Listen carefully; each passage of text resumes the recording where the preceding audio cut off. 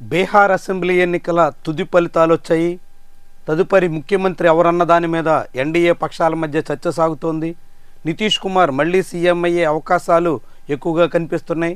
అయితే బీహారీ బీజేపీ నేతలు మాత్రం సింగిల్ లార్జెస్ట్ పార్టీగా వచ్చాం కాబట్టి మాకే ఛాన్స్ ఉండాలి అని కోరుతున్నారు. కేంద్రంలోని బీజేపీ నాయకత్వం అందుకు భిన్నంగా ప్రస్తుతానికి నితీష్ కుమార్ని ముఖ్యమంత్రిగా చేసి ఏడాది తర్వాత తగిన సమయంలో నిర్ణయం తీసుకుందాం అన్నట్టుగా బీహార్ బీజేపీ రాష్ట్ర నాయకత్వాన్ని నచ్చజెప్పే ప్రయత్నంలో ఉంది.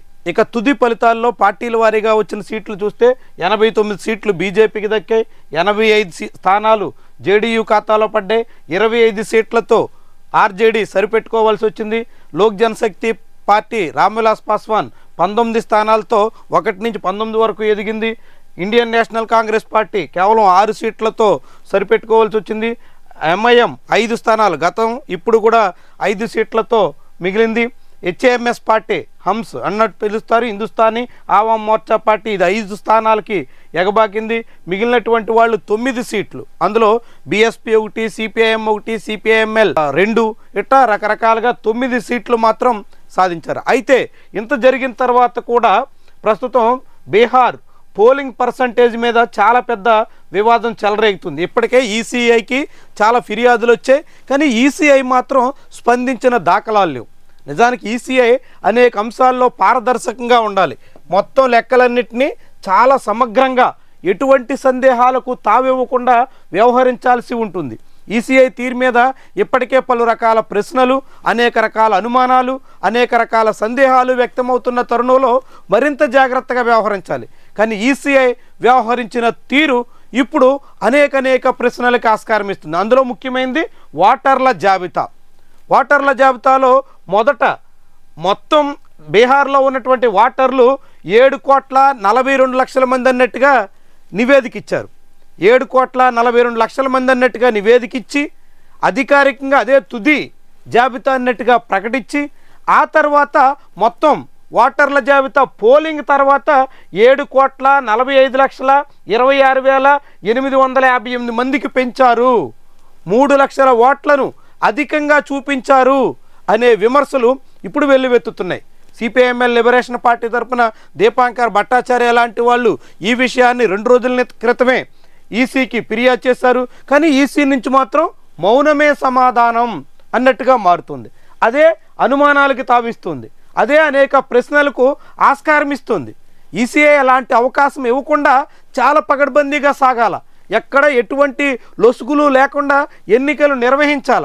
కానీ ఇప్పుడు పరిస్థితి అందుకు విరుద్ధంగా సాగుతోంది. మొత్తంగా 7,42,00,000 మందిగా ఉండాల్సిన ఓటర్ల జాబితాను ఈసీఐ విడుదల చేసినటువంటి తుది జాబితాలో మరొక 3 లక్షలు పెంచి 7,45,00,000లో 66.91% ఓట్లు నమోదయ్యాయి అంటూ వెల్లడించింది. ఈ 66.91% బీహార్ చరిత్రలోనే హైయెస్ట్ అన్నట్టు. ఇంతకుముందు ఎన్నడూ కూడా అంత పెద్ద శాతం పోలింగ్ జరిగినటువంటి ఆనవాళ్లు లేవు.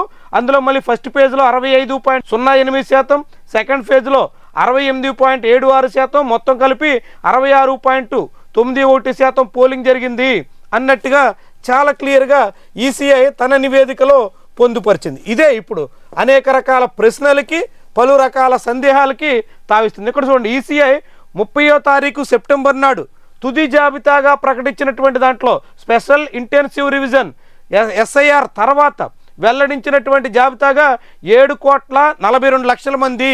చాలా క్లియర్గా ఈసీఐ రిపోర్ట్ సెప్టెంబర్ 30వ తారీఖు నాటికి 7,42,00,000 మంది ఉంటే నవంబర్ 14వ తారీఖున జరిగినటువంటి కౌంటింగ్లో ఒక్కసారిగా 3 లక్షల మంది ఎట్లా పెరిగారు అన్నదే చాలా మంది నుంచి వస్తున్నటువంటి ప్రశ్న. ఈసీఐ ఎప్పుడైనా ఓటర్ల జాబితా తొలుత డ్రాఫ్ట్ నోటిఫికేషన్ ఇస్తుంది, అందు మీద అభ్యంతరాలన్నింటినీ పరిశీలించి ఫైనల్ డ్రాఫ్ట్ రిలీజ్ చేస్తుంది. ఫైనల్ డ్రాఫ్ట్ అన్ని పొలిటికల్ పార్టీస్కి ఇస్తుంది, అధికారికంగా వెల్లడిస్తుంది. ఆ తర్వాత ఎలక్షన్ నోటిఫికేషన్ ఇస్తుంది. ఎలక్షన్లో అదే ఓటర్ లిస్టు బేస్ చేసుకుని ఎన్నికలు నిర్వహిస్తారు. ఆ ఎన్నికలు నిర్వహించిన తర్వాత తుది ఫలితాలు కూడా ఆ తుది ఓటర్ల జాబితా నెంబర్కి తగ్గట్టుగా ఉంటుంది. కానీ ఇక్కడ బీహార్లో అందుకు విరుద్ధంగా ఉంది. తుది ఓటర్ల జాబితాలో మొత్తంగా 7,42,00,000 మంది అన్నట్టు చెప్పి ఇక్కడ పోలైనటువంటి ఓట్లు అప్పుడు వచ్చేసరికి 7,45,26,000గా చూపించింది. మరి ఈ నెంబరు రాజకీయ పార్టీలకు ఎక్కడైనా చెప్పారా? పోనీ పబ్లిక్లో ఎక్కడైనా వెల్లడించారా? పోనీ ఎక్కడైనా అధికారికంగా ఆ సమాచారాన్ని పొందుపరిచారా? ఈసీఐ ఎక్కడ ఎటువంటి విషయాన్ని ప్రస్తావించలేదు.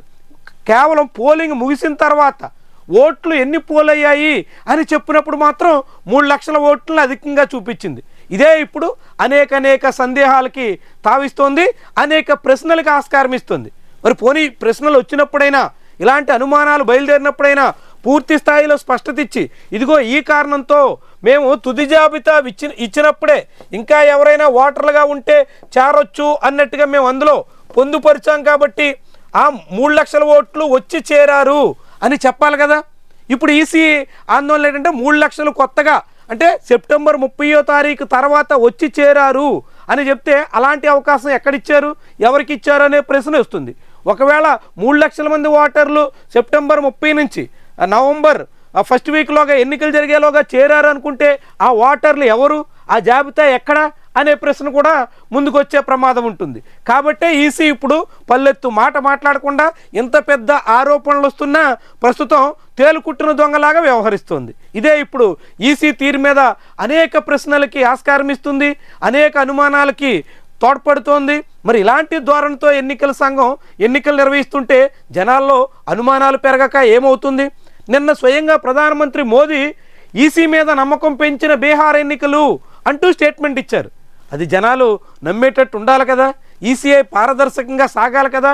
ఎంత లోపభూయిష్టంగా ఈసీఐ ఇచ్చిన జాబితాలోనే 7,42,00,000, మళ్ళీ ఈసీఐ పోలింగ్ ముగిసిన తర్వాత చెప్పిన లిస్టులోనే 7,45,00,000. ఎక్కడ ఈ 3 లక్షలు ఎక్కడి నుంచి వచ్చారు, ఎవరు వాళ్ళు, ఎప్పుడు వచ్చారు, ఎలా అనుమతించారు, అనుమతిస్తే ఆ వివరాలు పొలిటికల్ పార్టీస్కి చెప్పారా, పోనీ పబ్లిక్కి ఎక్కడైనా డొమైన్లో ఉంచారా? ఏదీ లేకుండా ఇలా ఈసీ దోబూచులాడే ధోరణి ఏమనాలి? అనేక అనుమానాలకి తావిచ్చే విషయంగా ఈ మొత్తం ఎపిసోడ్ కనిపిస్తోంది.